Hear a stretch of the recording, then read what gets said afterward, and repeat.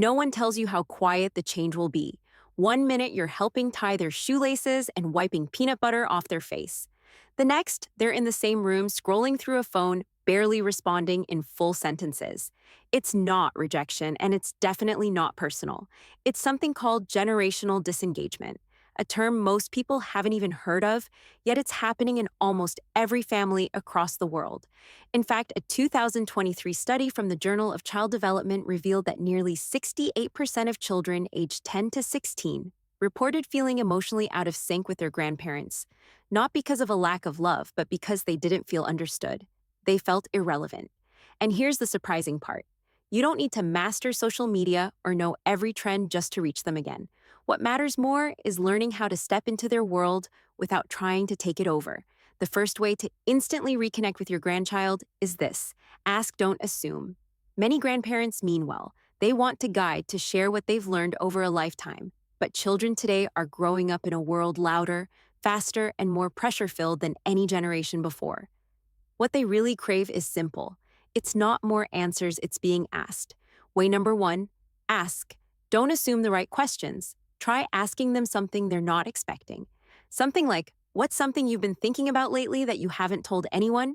Or maybe, if you could change one thing about the world right now, what would it be? These questions sound small, but they open doors. They tell your grandchild without saying it directly that you're not here to judge them. You're here to understand them, and that changes everything. There's science behind this too. A 2020 study by the University of Michigan's Family Psychology Lab showed that when children felt emotionally understood by older family members, they were 37% more likely to share personal thoughts and feelings in the future. In other words, the moment you stop trying to teach and start trying to understand, they return to you. If this strikes a chord, if you've ever noticed this quiet distance growing between you and the ones you love, say so in the comments. Just write number one below. So I know you're here, you're not alone in this. This isn't about fixing a relationship overnight. It's about opening one small window, then leaving it open long enough for something real to flow through it. Because when that connection comes back, when they begin to trust your presence again, it won't be because of what you taught. It will be because of how you listened. By the time most people reach their 70s or 80s, they've mastered the art of conversation, but with grandchildren, that same skill doesn't always translate, because words on their own don't always connect across generations. That's why the second way to instantly improve your relationship with your grandchildren is learning to speak their language without even saying a word. Let's be honest, the gap isn't just about age. It's about experience, technology, and the pace at which the world has changed. You might not understand every app they use or every reference they drop, and that's okay. You don't need to, because communication goes beyond vocabulary. Children today are trained to pick up signals, tone, body language, subtle shifts in attention.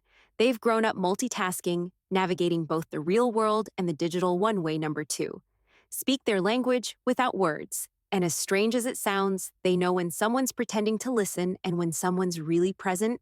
That's your opportunity. Put the phone down, turn off the television. When they walk into the room, make eye contact. Not for a second, but for as long as it takes for them to realize you're really there. In a recent study published by the American Journal of Family Communication researchers found that nonverbal presence, eye contact, posture, and engaged facial expressions played a more significant role in emotional bonding with teenagers than the content of the conversation itself. In other words, how you show up matters more than what you say. So next time your grandchild is talking, even if it's about something you don't fully understand, like a video game or a meme or a YouTuber you've never heard of, lean and nod, mirror their excitement, ask a small question that shows you're trying. Something like, "And what do you like about that?" Or, "How did you first get into it?" These moments might seem insignificant, but they create something psychologists call micro-validations, little signals that say, "I see you, you matter." You don't need long lectures or deep life lessons to be remembered. You just need to make them feel like who they are right now is worth your time. And when they start seeing you as someone who shows up without judgment, without distraction, something shifts. The door that felt closed begins to crack open, and slowly they let you in. If this resonates with you, if you've ever watched your grandchild drift away and wished you could bring them closer, write number two in the comments, because being present isn't about being perfect. It's about being willing. And that willingness, it speaks louder than words. Up next, we'll dive into the third way to bridge the gap. It involves a truth that most grandparents overlook, and it could be the key to making your relationship stronger than ever before. Here's something most grandparents never consider. One of the fastest ways to earn your grandchild's respect is to let them teach you. It sounds backwards, doesn't it, after all? You've lived decades longer. Way number three, let them teach you.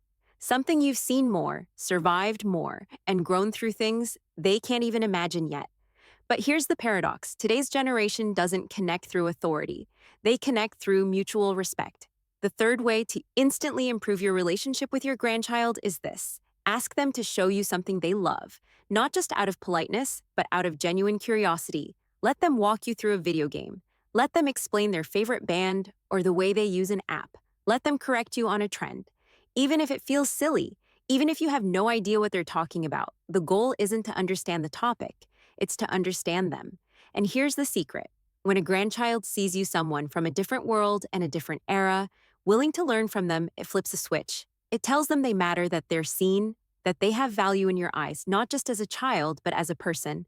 A study from the Journal of Intergenerational Relationships found that when older adults actively asked younger family members to teach them a skill, like using a new device or app, the emotional closeness between them improved by over 40% within just 1 week. Not because the grandparents became tech-savvy, but because they became open. This also models humility. It shows your grandchild that learning never stops, that respect isn't a one-way street, and that real connection doesn't depend on age, it depends on willingness. Here's a line you can try the next time you're together. Say you're always doing something interesting on your phone. Can you show me how that works? Or, I'd love to hear what you've been listening to lately. Play me a song. That invitation opens more than just a conversation. It opens the door to deeper trust. Because the truth is, kids don't open up to the people who know everything. They open up to the people who want to know them. If this strikes a chord, if you've ever wished for a way to bring your grandchild closer and now see a new path, comment number 3 below. Let me know you're still with me. Now, in the next section, we'll talk about one of the most overlooked secrets to building unforgettable memories. And it has nothing to do with what you say, but what you do. Here's a hard truth. Most grandchildren won't remember every visit, but they'll remember what felt different about being with you. That's why the fourth way to instantly improve your way. Number 4, create rituals, not just visits. Relationship with your grandchildren is simple but often missed. Create a ritual, not a one-time event, not a random outing, but something repeated, consistent, and uniquely yours.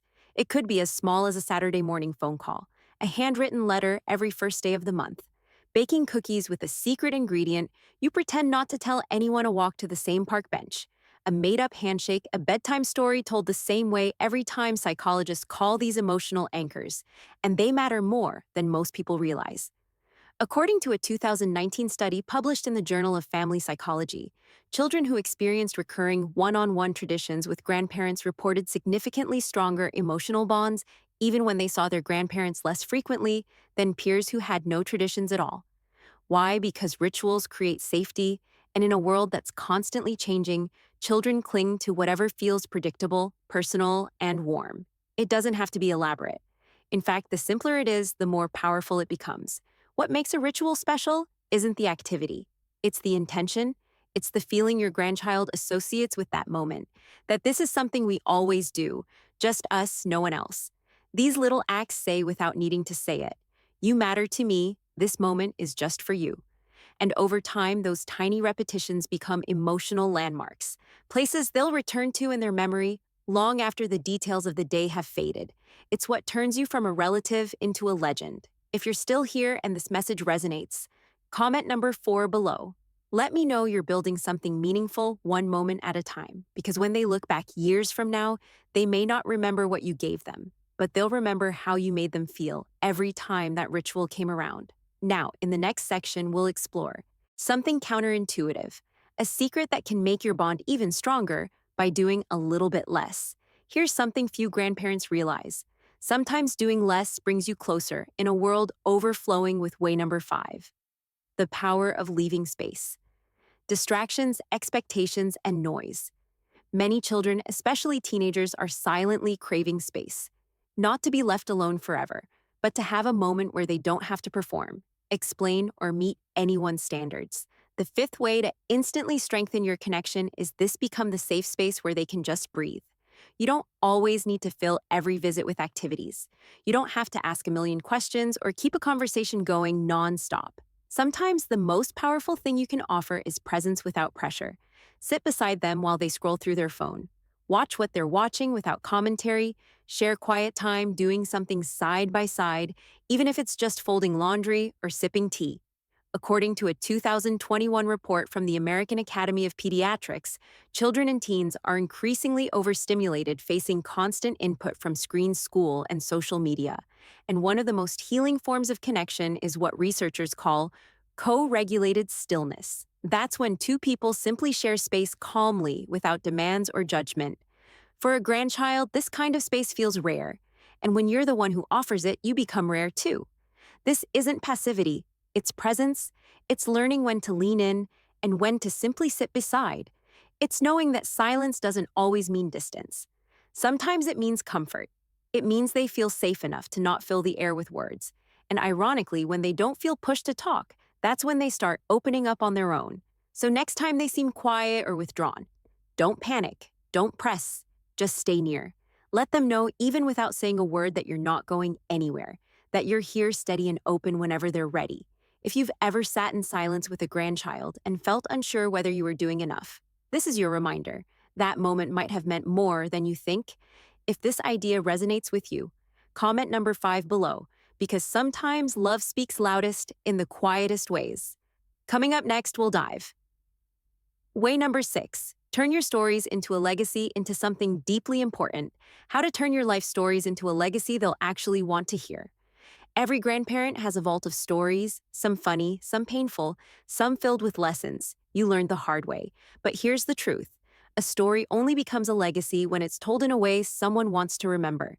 The 6th way to instantly deepen your bond with your grandchildren is to share your stories not as lectures, but as gifts. Many grandparents fall into the trap of storytelling that sounds like advice.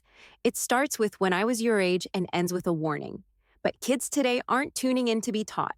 They're tuning in to connect, to hear who you really are underneath the title of grandma or grandpa.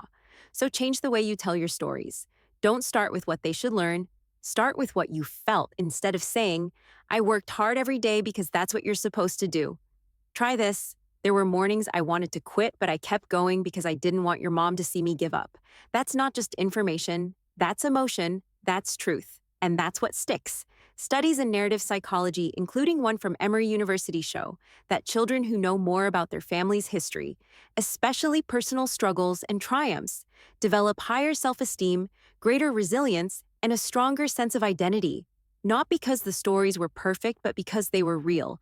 Your job isn't to impress them. It's to let them in. Show them your awkward moments, your heartbreaks, your decisions that went wrong, and how you recovered. Show them your humanity. And here's something powerful you can try. Record one memory on paper, not to publish, not to post, just to share with them someday. Maybe about your first love, your first job, or the scariest choice you ever made.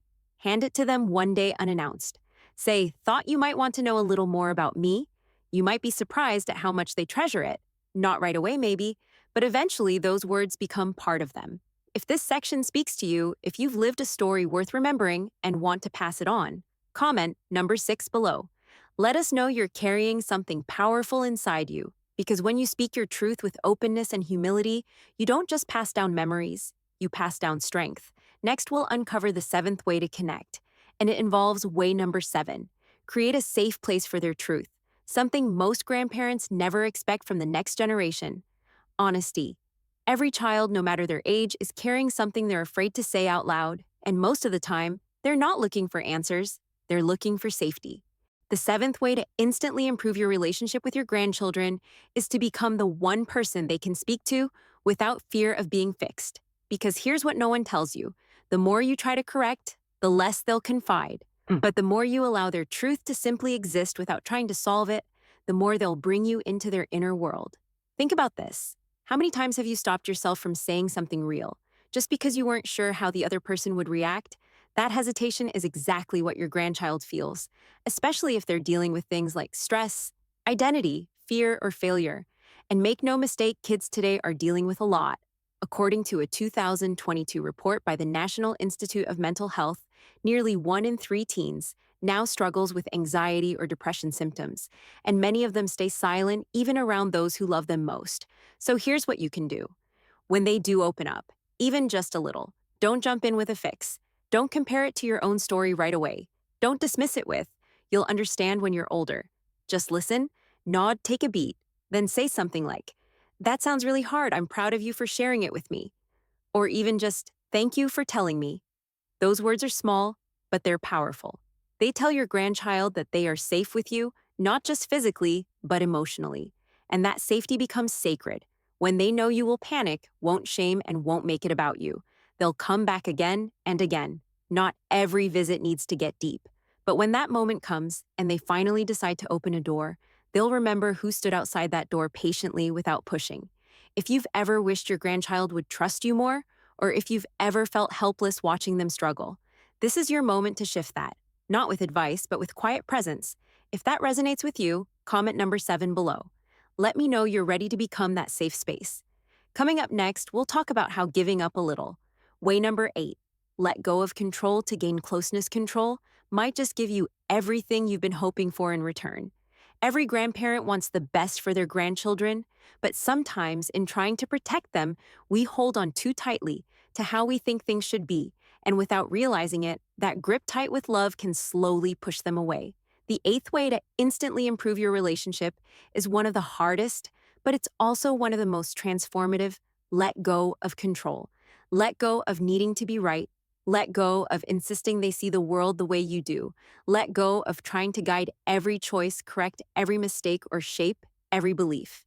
Instead, choose something even more powerful. Trust that doesn't mean turning your back. It doesn't mean agreeing with everything. It means showing them you respect their right to make decisions, even ones you might not fully understand.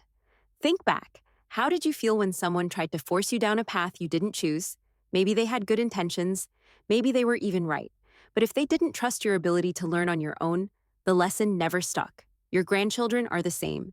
They're figuring things out in a world that's more complex, more digital, and more divided than ever before. They need guidance, yes, but more than that, they need permission to grow into themselves. When they feel judged, they retreat, but when they feel respected, they rise. Here's a phrase you can use that changes the whole dynamic. Say, "I may not understand everything you're into, but I trust you're learning how to handle your life, and I'll always be here if you need me." That sentence soft, honest, unconditional does something incredible. It removes the battle for control and replaces it with a bridge. And that's where closeness begins. A 2020 family study from Stanford University found that when teens felt their older relatives accepted their autonomy, they were twice as likely to seek advice and emotional support in return. Not because they had to, but because they wanted to. Let that sink in. At the heart of every strong relationship lies one quiet truth. It's not about grand gestures. It's not way number 9.